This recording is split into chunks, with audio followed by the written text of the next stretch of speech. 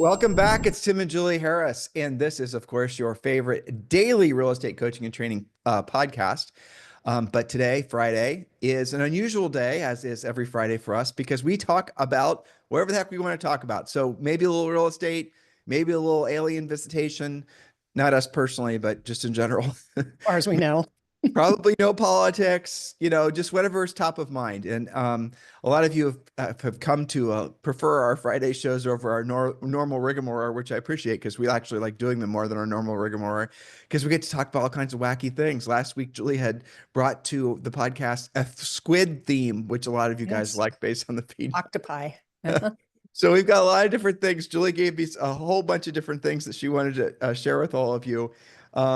And Julie, let's make the first story about Compass. Let's make the first story that we're going to talk about a real estate. You have some notes on that if you want them. Okay. Well, yeah. So I'll set it up the best I understand. Okay. Okay. And you can fill in the blanks. So basically the gist of it is the Compass thinks is trying to bring back the 1980s and 1990s vibe to real estate, just trying to be funny, but also kind of true.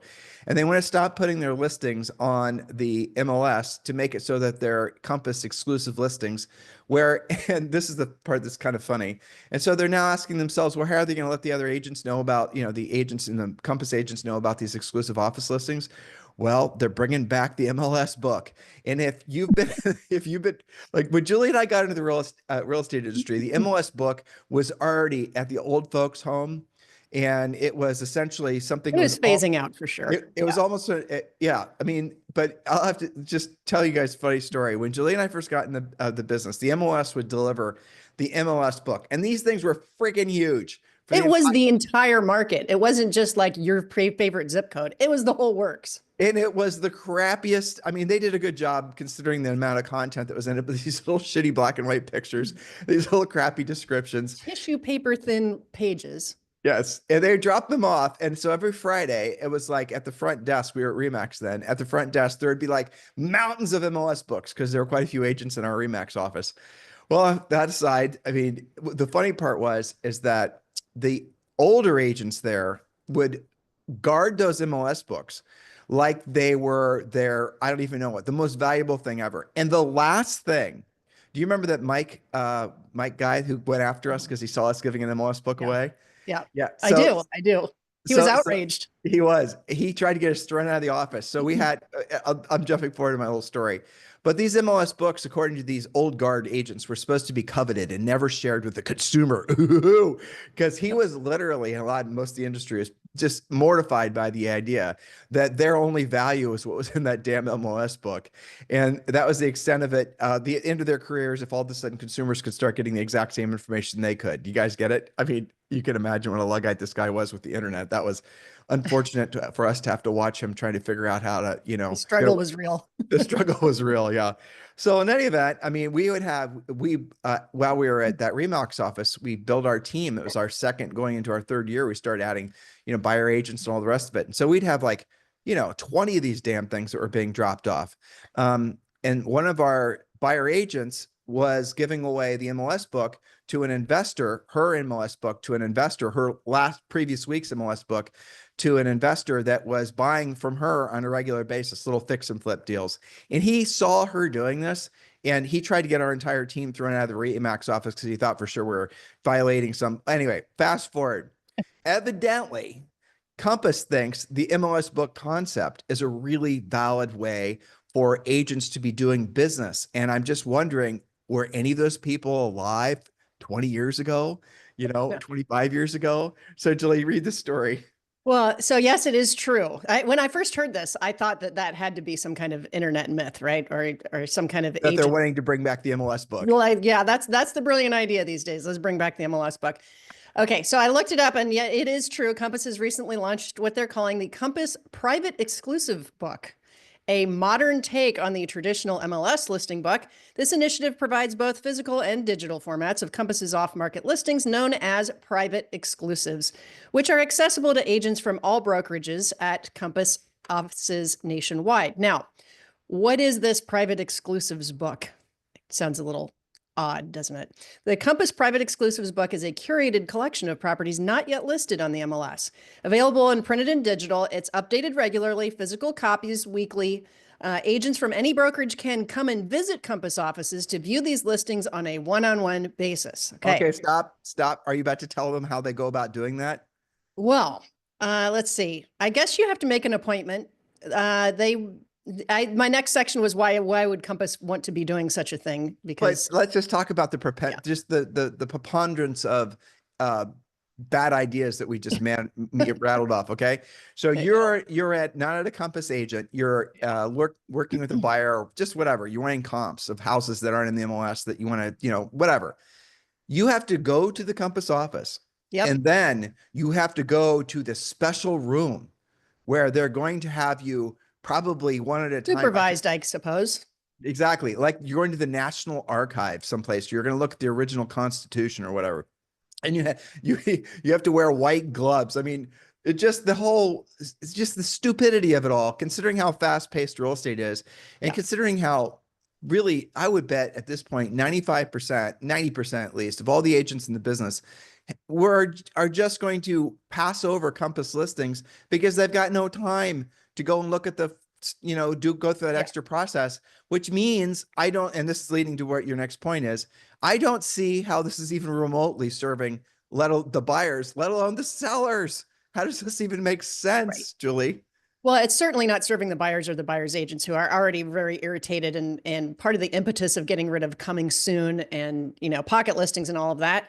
But from the seller's perspective, why would people will debate this. There's been a lot of different podcasts and postings on this and articles that, is it better for the seller? Isn't it better for the seller? Well, wouldn't you agree that pretty much selling anything, having a larger pool of people interested in it, generally creates more offers and generally creates a better price scenario for the seller? Would you agree with that? No, I wouldn't. And I'll tell you why. Because there's been research that's been done on that more exposure does not lessen the days on the market, nor does it increase the sale price.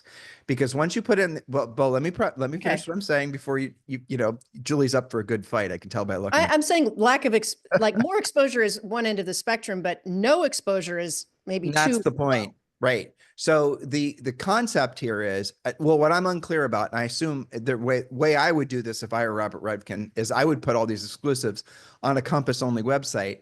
And then what I would try to do is obviously get all the buyers that were going to Zillow and say Realtor.com and maybe competitors' websites to also then add on, make it like a secondary Zillow type thing. Or a third. I mean, if I were him, that's what I would do. I'm sure that's what he's going to do. That kind of makes sense. Yeah, that kind of makes sense because then from a brokerage perspective, it gives you hypothetically, it gives you a recruiting tool when you're trying to recruit or retain agents because you're going to make it. And I imagine in some markets, Compass has probably got some really kick-ass market share. So they probably can throw their weight around and get away with it. Okay. So I can understand from a business perspective why they would do it, why it's definitely better for Compass.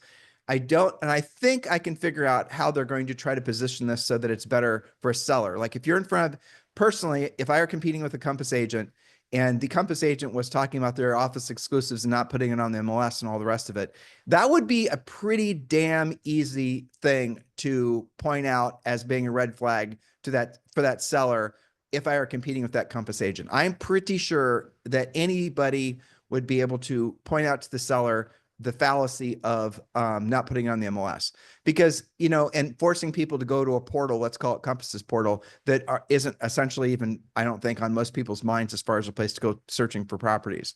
So I can kind of conceptualize all that. But Julie, to your point, there was tons of research that's been done, and maybe this is defending, this is maybe where Compass is coming from. Maybe one of the things they're saying that more exposure doesn't actually increase the sellability of the property as long as you're putting it in the MLS. That's the key though, isn't it? Because these are not in the MLS. Right. And then but that also goes, and this, you and I have said which leads to IDEX. Well, right? in a way, but not, I mean, IDEX on brokers' websites has even been usurped by essentially the big portals. The portal wars are over. The search wars are over. Zillow and Realtor.com won. You could argue that Redfin won. All these broker websites have IDEX. There's, it's fine, but really at the end of the day, consumers are searching on those three big portals. But really at the end of the day, what you're looking at is them trying to create a unique selling proposition, a USP, to position themselves in the market. And if that's all they've got, if that's their idea, if they're thinking an MLS book and limiting and making it harder for co-ops to want to see the properties and show the properties. They're out of ideas. I mean, that is officially the waving of the white flag and say, I got nothing else. I think it's especially bad considering that inventory is on the rise and there are other options. I Yes, could see this have been maybe working really killer during the pandemic years when we were so inventory starved totally. across the board. And you'd be like, yeah, but I know about all these listings. Like that could have probably rolled out pretty well.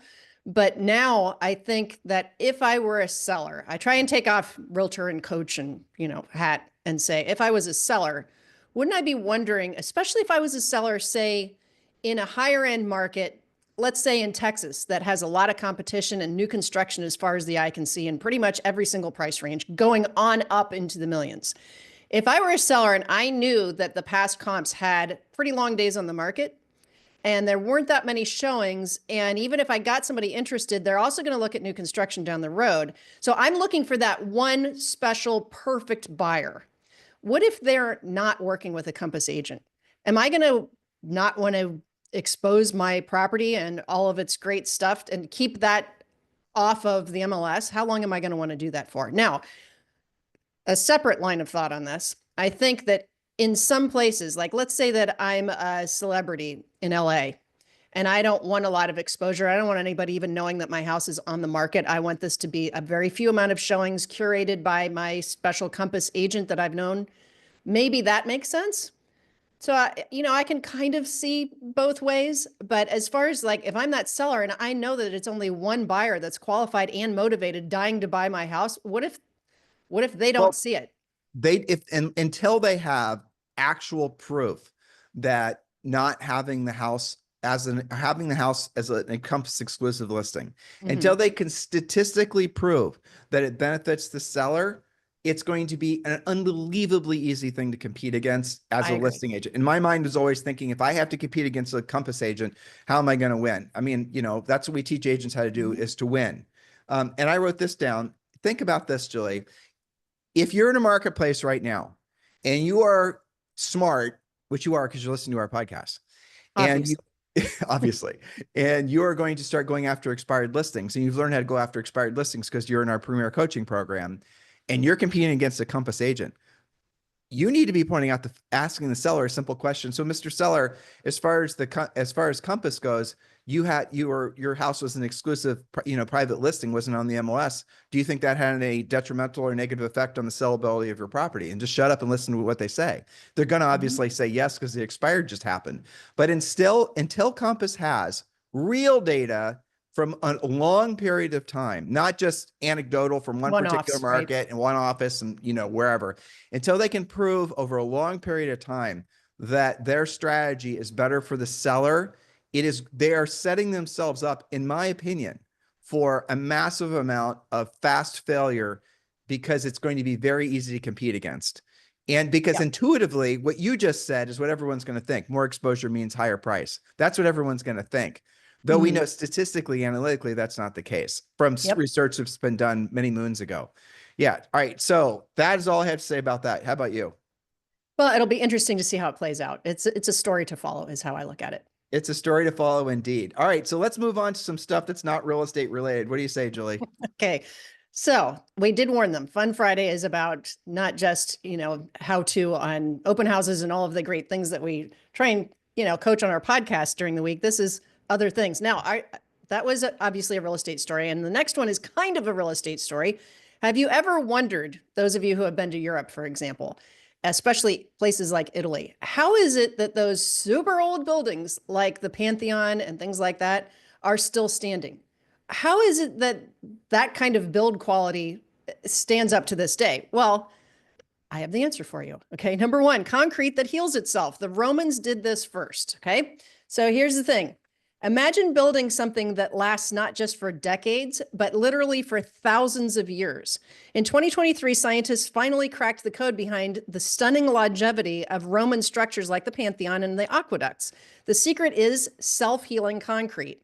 2,000 years before modern chemistry labs, Roman engineers were mixing magic into their mortar. Researchers discovered tiny white chunks in Roman concrete called lime clasts made from quicklime. When cracks form and water gets in, the lime reacts and creates calcium carbonate, resealing the crack naturally. No patchwork, no crumbling infrastructure, just good old Roman genius. I was also thinking about how we could use that here in Puerto Rico, maybe. Yeah, definitely. Because it's, it's the water that activates the self-healing of the concrete. So we could use this in roads, bridges, buildings, fewer repairs, longevity, better infrastructure. So that's loosely related to real estate. That was my first official story. What are your thoughts about that? Well, I think they do have, well, so how do they make modern concrete buildings now? They put steel rebarb in them and they put all these things in it. But the rebarb, which is fascinating, rusts, and people don't necessarily understand that concrete is porous. It's not really solid, it looks solid, but it actually can absorb moisture. And I'll tell you how I know this for sure, because we live in Puerto Rico, and in Puerto Rico, in our house, it's made of the walls and the ceiling are all 7 inches of concrete. And 7 inches of concrete is the standard way you make a house anymore in, in hurricane area. So, and then within it, it's going to be the rebarb and all the rest of it. We see new constructions getting built, and then I think actually they are even thicker than 7 inches now. But that rebarb, if left to essentially left out, starts to get rust on it, starts to corrode. It can start, over time, generally, becoming weaker. So even the best concrete buildings have a life cycle that obviously doesn't span, a millennia like the Roman aqueducts and the Roman buildings do. So that's an interesting fun fact to share with your prospective sellers and buyers. I appreciate that story, Julie. Yeah. And so listeners, and if you're reading in the newsletter, vote on your favorite story. We always try and have that game going on. Number 2, we'll do this quick. A serial whistle that hacked the phone system in the old tech archives. I thought this was interesting. In 1971, a toy whistle found in the cereal Captain Crunch accidentally became the most powerful hacking device of its time. The little plastic whistle emitted the tone of exactly 2,600 hertz, the same frequency that was being used by AT&T's long-distance telephone system to indicate an open line back then. But if you blew it into a payphone, you could manipulate the phone network to make free calls anywhere in the entire world.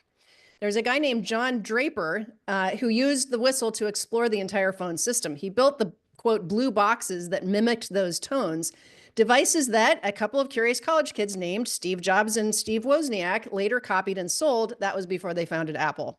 Little known fact. There you go.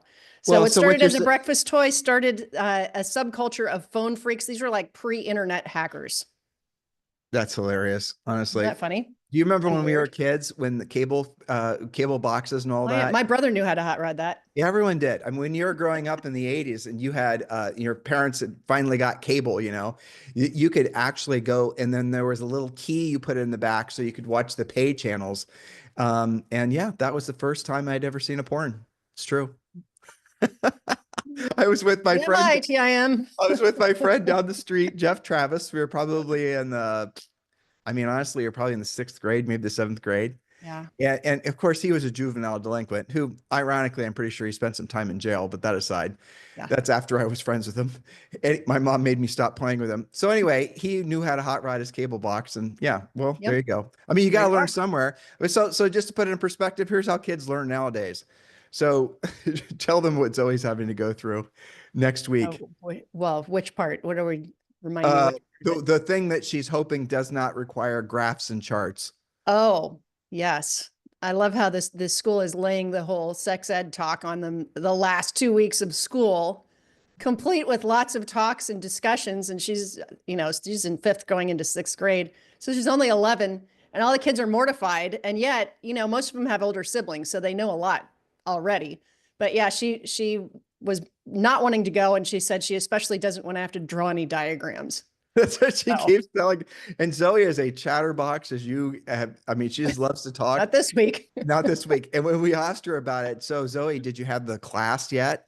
And so let's just be, Julie and I have long since told her about all this stuff because we didn't want her to find out from other people, let alone some awkward school teacher doing their best, right? So we've told her about all this stuff before, so she knows. She has books too. But she's, exactly. I think she's mortified at the experience of having to learn, because she knows that she suspects, and we did get this out of her, that some of the girls don't know anything.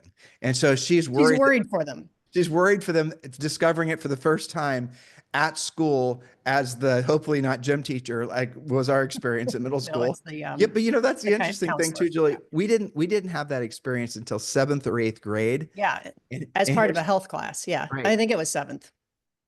Yeah. That tells you a lot about what's happening in society, doesn't it? But what I'm saying is ultimately I prefer the way I learned down the street with Jeff Travis. I see the tie-in now. Yeah, you see the connection? All Okay, right, moving on. moving on. The next story is a Loch Ness monster sighted, but it might be with a +1. Early this year, longtime Nessie watcher Eoin O'Fadigan spotted an unusual disturbance on a webcam overlooking Loch Ness. A dark shape kept surfacing and submerging, just like in the classic stories, but with a twist. Recent footage suggests that there might be 2 of them living in the loch, possibly even a mating pair. In fact, one September 2024 video from a different webcam showed 2 separate humps creating large wakes in close proximity. O'Fadigan believes that they weren't isolated sightings, saying they are obviously 2 creatures taking up residence in this area of the loch at this moment. There have been more than 1,100 Nessie sightings that have been recorded since the beginning in 1933. And despite sonar scans and DNA tests, no definitive answer has ever been found. So maybe Nessie and maybe Nessie Jr. is not just a myth. So my favorite part of everything you just read to us, aside from the guy's name, say that again. I challenge you. It might be a woman too. You're assuming it's a guy. Eoin O'Fadigan, I don't know, something Scottish. Too many letters there and an apostrophe. But here's my favorite quote. Ready? Yeah. There are obviously 2 creatures. Obviously. Obviously. Like, what are you talking about? Of course, there's at least one. Duh. Yeah, I know. exactly. I thought that was a fun story. But you know what, though? It's like, it's, you and I talk about aliens and we talk about what would happen to the world and society if aliens were actually discovered. And sure enough, I'm listening to a podcast about the very same topic. What was it? I don't remember what one it was. I wish I could have remembered the name of it. So they were talking about okay, so I'm starting to have my memory refresh and I'm remembering all these little details. Hopefully I won't nerd out too much. If I do, Julie, just mess with me and tell me to shut up. Yep. So the long and the short of it is that this interview was with a guy who actually participated in working for the government, working for DARPA and working for the CIA. And let's just assume for the sake of conversation, the guy's legit and all those things are true. And he was this is where it starts to sound really crazy, but his area of expertise was a remote viewing. Have you heard of that before, Julie? Okay. So you want to explain to the listeners or viewers what a remote viewer is? I don't know if I can explain it. Like, are you talking about like I'm in this location, but I have the ability to see in a different location somehow? Exactly. Kind of psychically but different. Well, but basically that's what it is. And it's still to this day, it's supposedly the military and the CIA and whatnot are still using remote viewers. They're people that have the ability to essentially give details on things that there's no rational reason. It seems like a real thing. I've read stories about that too. Yeah. Right. Okay. So I snuck some remote viewer jamper in today for today's show. Okay. So that's a new maybe topic for us if the listeners latch onto it. So he was, as a scientist, was in charge of remote viewing, and it proved out that group was able to locate a sunken Russian sub that the Russians were even looking for. And they used, I think it was one, if I'm remembering the story right, they used one remote viewer, and this gal was able to identify the sub in her mind, didn't know what she was supposedly looking for. They didn't say find a sub, nothing like that. And she was able to identify almost down to the coordinates of where it had sunk in the ocean. And as crazy. I know. And as a result, the US was able to go and retrieve the sub, and it didn't come out until like a long time later that the US had gotten the sub to learn whatever Russians had as far as their technology. Because I guess this sub in particular was a sub that was one of the first ones in the world that was designed to be able to essentially be cloaked while it's underwater. And if any of you guys know more about this than I do, forgive me for not getting my details right. But here's the interesting thing. So this guy's one of the directors of this remote viewing thing. So he's like deep into the black arts of the oddities and this pseudoscience meets science that, the Venn diagram is wacky is what I'm saying. So he is then asked to, and a panel of other folks from around the world, they're asked to tell the government and it turned out it wasn't just the CIA, it was also other governments, what they thought would happen to society if the governments came out and said that indeed we've been visited before, but here's where it gets crazy. Mhm. Well, I'm not going to say crazy anymore, but I'll just say interesting. Right. So Interesting. the wreck that happened in Roswell was something that supposedly, obviously okay, I should say this. We've been there. So we actually traveled out there when we did our our US tour in 2021 with Yep. Zoe. I should put some pictures Oh, that would be hilarious. on Instagram. Julie, read comments on Instagram. And so the fact is that a lot of folks believe that it happened. A lot of folks believe it never did happen. Well, this guy was saying it did happen. Not only that, there was recovery of beings, and there was recovery of ships, or a ship, and then the beings and the ship were shipped to different Air Force bases. One of which was Rockwell, which is in Ohio, in Columbus, actually.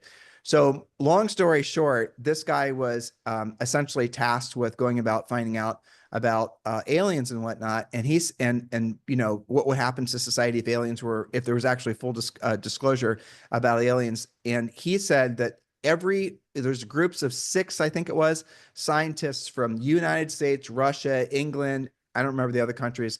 They're all similarly respected, let's say. We're all tasked with the same group, the same scenario. What happens if? And all of them came up with the same conclusions that, and in the United States, the biggest worry is the government chose which aerospace partners, got the wreckage, and they still do supposedly to this day.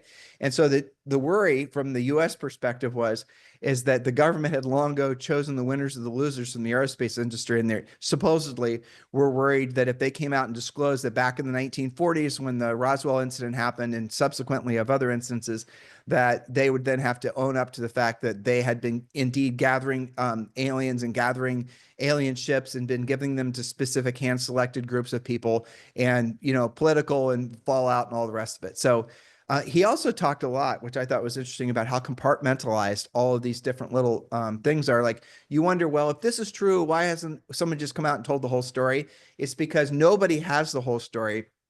People have little tiny slivers of the story. So if you can imagine like a graph, and there's like 1,000 little, it's a circular graph, it's a pie chart, and there's 1,000 little tiny slices of the pie. So you're not able to ever have more than access to your tiny little sliver. So you don't know what everybody else is doing. That's how they compartmentalize this information. That's the belief anymore. So until there's actual and essentially political impetus to come out and say, we need to disclose to everyone, this is actually what's going on, this is what's been going on for a long period of time, it's almost impossible for it to leak. So I have always been a skeptic and said, there's no way someone's going to really be able to keep a secret that has all this information. Because usually when you see these people being interviewed that do seem legit, like this guy, they'll tell their tiny little sliver. As soon as the interviewer starts asking them questions that's beyond their tiny little sliver, if they're honest, they basically say, I don't know, because I don't have access to that information. So I just thought that was kind of fascinating, because you and I have kind of wondered what would happen. And so you guys are wondering what the ramifications were. I just told you from a political perspective, they're worried that the ramifications would be a lot of lawsuits and things like that. But let's say they indemnify, and no one's going to be held responsible for all that. Well, then the next layer of it is what effect does it have? And this is really the reason it's being held back, on government's power over people. That's really what the big fear was. So if people now realize that the government can't, don't you believe to some degree that the government's going to protect you? And you call firefighters, they're going to put your fire out. You guys get the idea. So what if all of a sudden they're admitting there's something that we can't really effectively, prevent from happening, visitation, let alone protect you from if they decide to get a bee in their bonnet? Then you're going to start, maybe, and this is the fear that a lot of these people have that are trying to prevent the information from truly coming out.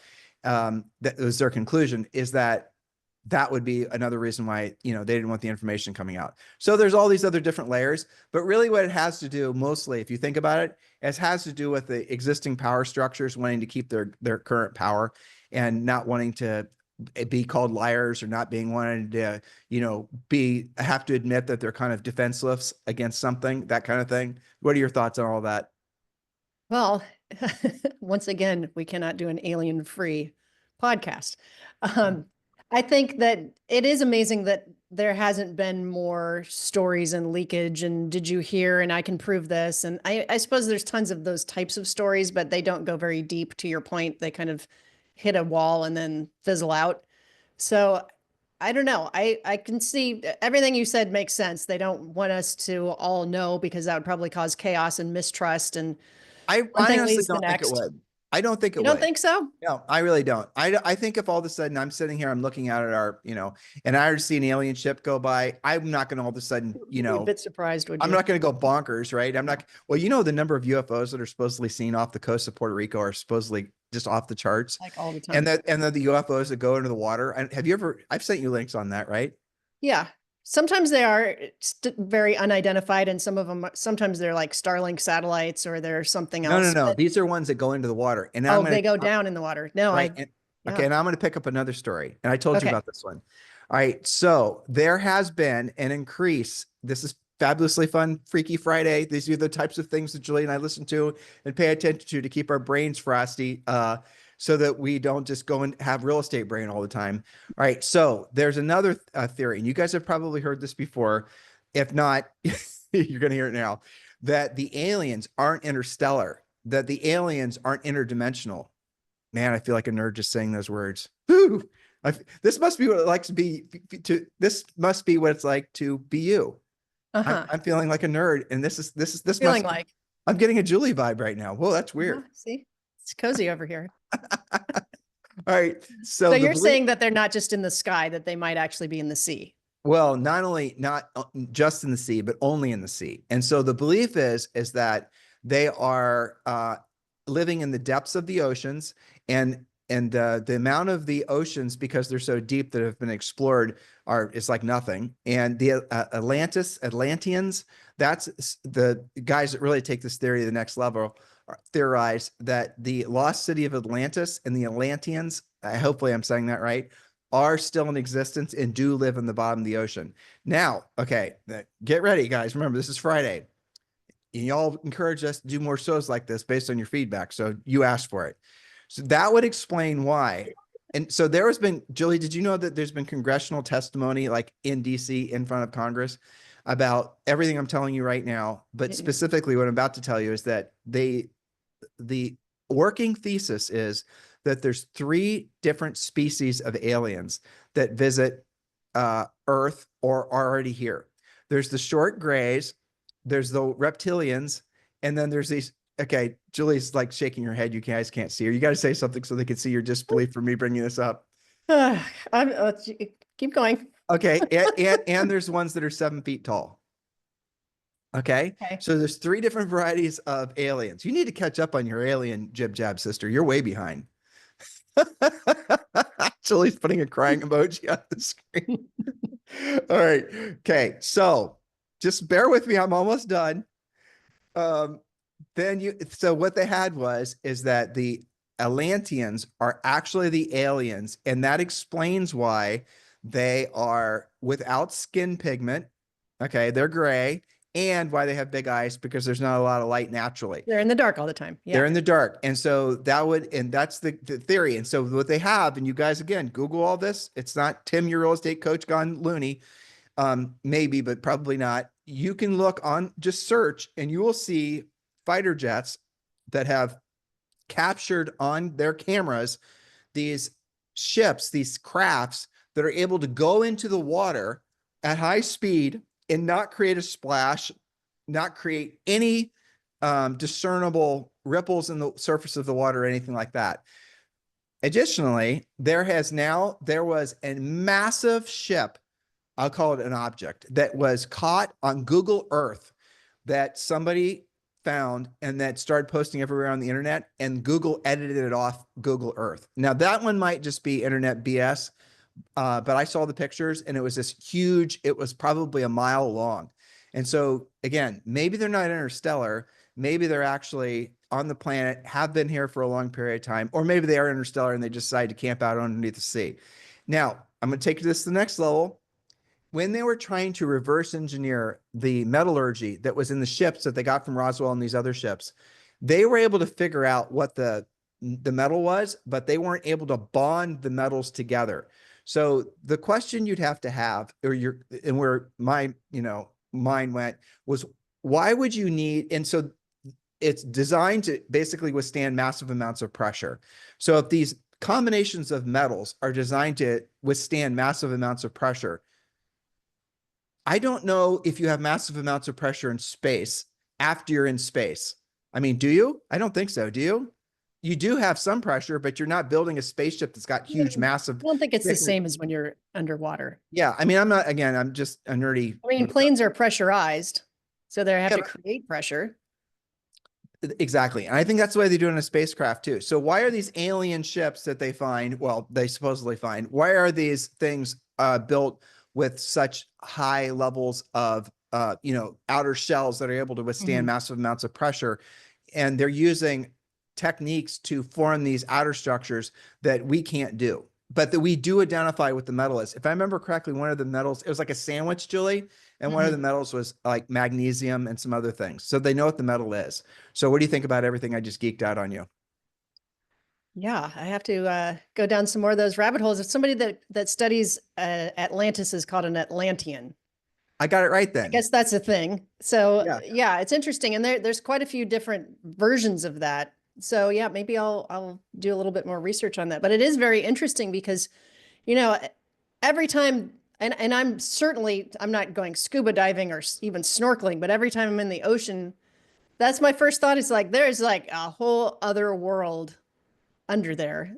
And that's why I'm so fascinated by octopus, because you see how they operate. I mean, they have what is it? 3 hearts and 9 brains or Aren't something. all their tentacles part of their, essentially part of their brain? Isn't that the way? Yeah, it's Yeah. all, and all the cool things that they know how to do. And, a lot of people say like that's related to this in some way, but it makes me wonder if what you're talking about, the Greys, or however we want to call them, have that technology. Why wouldn't they reach out to us more? Why wouldn't we have more communication that clarifies that? They just want Would to you live in though? seclusion No, but think about it. If yes, for one, then they don't necessarily want to have to basically intermingle with us. But what at if, all. Like not a single one of them wants to communicate with the outer world. Maybe they don't know that there's an outer world. or maybe, and this is another theory, that the wrecked ships that are being found aren't wrecked ships, but they're actually donations that are being left there for us to use to reverse engineer to forward our technology. Perhaps. Yeah, maybe they know our nature as being mostly asshole, and so they basically don't want to intermingle with humans because We humans want nothing to do with you people. humans have a tendency to. I don't know if you've watched some of the road rage things that are happening out in around the world, but yeah, that's real. Yeah. And They want and so nothing to do maybe with us. maybe they're watching their Instagram and their TikTok, alien version. They're going, nope, we are not hanging out with those people. Right. Exactly. So yes, I mean that's the theory anyway as to why they don't want to direct. But you're making the assumption, Julie, that they aren't already connected with us. They're just not essentially like you're not going to the gym and working out with a 7 foot tall alien. You know what I'm saying? Though that we Right. do have some professional athletes that work out at our gym that basically are Every like now and some. then we actually are. Yeah, Yeah, I mean Ricky Martin when he's there, he definitely looks like an alien. He's definitely. tall and unusually good looking. In any event, so you are in a that's the thesis is that there has been direct communication, is direct communication amongst certain agencies in the government with the aliens. So you thought your best story was a Loch Ness story, and I think I just double dog dared you to try to be That better just than my brought alien you nerd out. Go full for it. circle to aliens. No, I think that's probably a good place to No, stop. no, no, no. You got another one here. Well, You got let's see. time. Well, I can't top that. So You can try. I got parrots, not parents, parrots that video call their friends. They're able to make video calls. Researchers taught pet parrots to initiate video calls with other birds. This was actually done at MIT. If you wonder what your kids are doing at MIT, here you go. And at the University of Glasgow, they gave the parrots a choice of friends on a screen. Ring a bell, pick your buddy, and start squawking, just like FaceTime, but for birds, right? Some parrots bonded so deeply that they kept calling the same bird over and over. They even shared their toys on the screen. They mimicked sounds and they developed friendships across state lines. So why does that matter? Well, they're incredibly social. They're intelligent. They might become depressed in captivity. Don't give them, don't do foster parroting unless you know what you're signing up for. I don't know. I just thought it was interesting. I'd love to get a parrot. You won't let me do it though. I It's too much of a commitment. So we've been married 34 years this year, and And you also want a monkey. I know. exactly. So I gave Julie a choice between a monkey and a parrot, and her first reaction was, "Who's going to take care of it? You're not going to take care of it. Well, Last thing I'm going to do is monkey diapers." no. Well, I didn't include this story, but it just so happens that they found, I think last week, the first evidence of troops of monkeys that share what we would look at as beer. These monkeys are out partying with these fermented, I think it's breadfruit. And once it gets to a certain fermentation, it becomes alcoholic. And they like every 2 or 3 days, they go out and have this breadfruit drinking party. So I don't know. That makes total sense to me. It does. It does. And last but not least, I read this story a long time ago when Zoe was little and she was so good at hide and seek. You remember, because she's so tiny, she could get inside of kitchen cabinets and hide and be, she's never silent except when she does hide and seek. Well, let's put this in perspective. Okay. So how tall is she now? 4.5 feet? Maybe No. 4 foot, a little bit. 4 foot. Yeah. Tiny. So when we take her places, airports and whatnot, they always assume she's like 6, 7. Yeah. Till she And then, talks. or what's really funny is when she's with us, because she looks like such a tiny little kid, and then she starts to talk, and you'll see people do double takes because they'll go like, and they'll go like, "How old is she?" And then Zoe knows to play along, and we'll say like, "Oh, she's 7," and then they'll look at their kid who's 7, and you can tell what they're thinking. My kid's dumb. Right. Yeah, she really is that small. I saw her with Skylar's little brother yesterday, who's 7. I think he just turned 7, and he's actually taller than Zoe now. Well, she's the second shortest kid at Tassus. Second shortest, yes. Out of 60 in her class, but in the 3 fifth grade classes. So But yes, to say that she knew how to hide was an understatement. She still does. She's not somebody that you want. And what's more is that when she hides, she will wait you out until you basically start to panic and call 911 looking for your kid. Yeah, she's that silent. And being tiny is a great advantage to hide and seek. So I read How to Win Hide and Seek Navy SEAL Style. This was a hilarious article that was written a couple years ago. So there's a few bullet points. Blend in, match your clothing to the environment. That's a tip from SEALs. Use maybe the same color or fabric as the couch and do hide and seek kind of at twilight so you can really blend in. Scout your spots ahead of time so that you're not scrambling. Create misdirection by creating noise in one direction and then going the opposite direction. And as you said, Zoe's good at this. Control your breathing. Stay super calm and super still because movement gives you away. And then they had a whole section about using decoys, a blanket or a prop. You remember in Ferris Bueller when he had his, he made it look like he was in bed under the covers, and he had a recording of him snoring on his radio.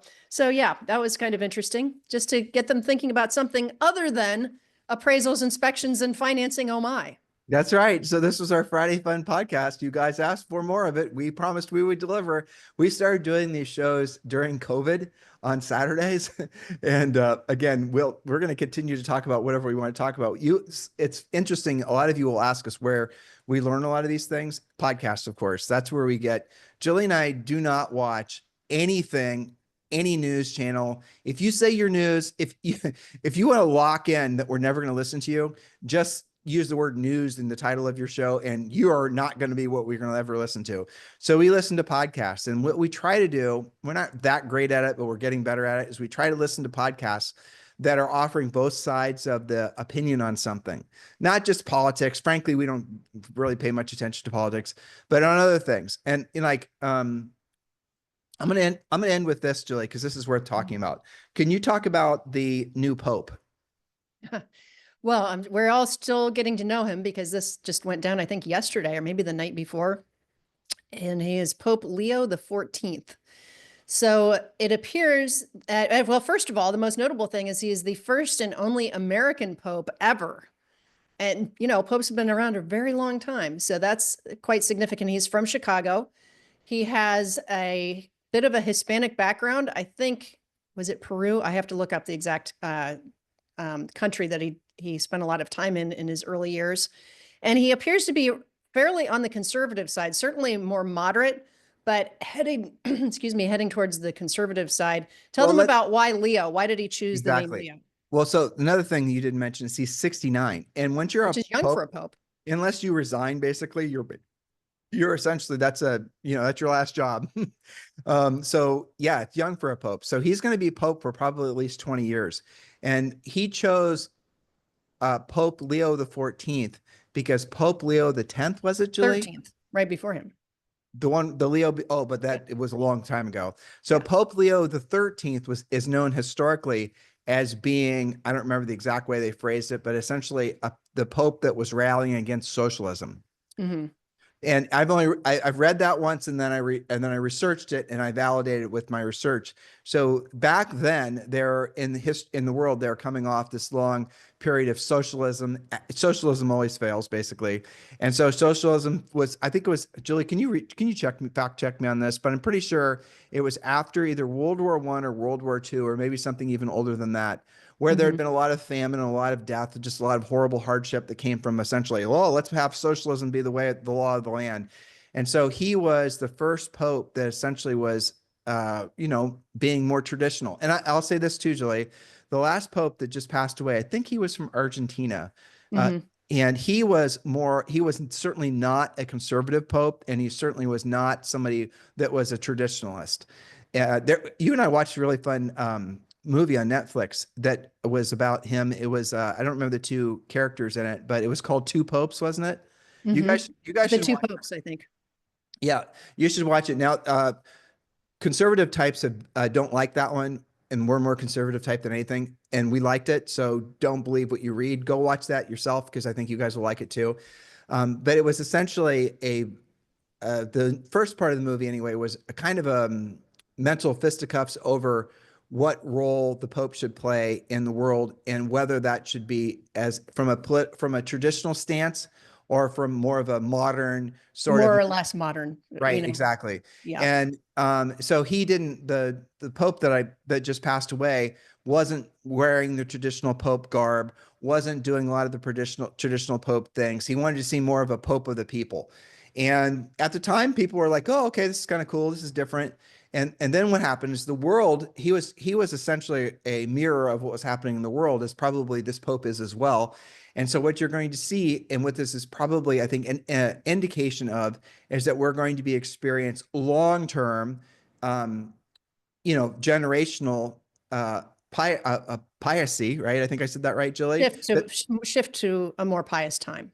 Well, right, of being, it's going to be more conservative, and that you see happening, because it's the pendulum. I mean, we talked Yes. about in this podcast, the pendulum had swung too far to the one side, the left, let's say, and now it's probably going to overcorrect to the right. That's just normally what happens, and probably somewhere in the middle. But it's what's fascinating to Julie and I is that we were waiting for the pendulum to swing because it really was getting wacky. And then it did, and it's doing exactly what was predicted was going to happen. But we're also seeing that this long-term return of traditional values, let's just call it that, family, religious-based values, Christian-based values, that also is happening at the same time. That every indication is that the U.S. is going to have a long-term housing boom. I just think all these things are kind of interesting, happening Well, simultaneously. we're going to bring more of this to next Friday's show because there's actually a lot of, I'm still, again, this new Pope is very freshly announced. There's a lot of very fascinating things from Pope the 13th. I'm sorry, Leo the 13th. He's the 14th. I think that you'll find very interesting, and we'll talk about between now and Friday. But there's also a lot of reporting, and I want to get, because I'm statistics girl, right? I want to get some more information on this, that there's supposed to be a huge movement bubbling up amongst the alpha generation and the younger millennials, going specifically not just towards church, but towards the Catholic Church and even towards Latin masses. I So heard that. I want to get a bit more color on that, but it's something to look at. And Did you? yeah, You said millennials, Julie, but wasn't just millennials. It was male millennials.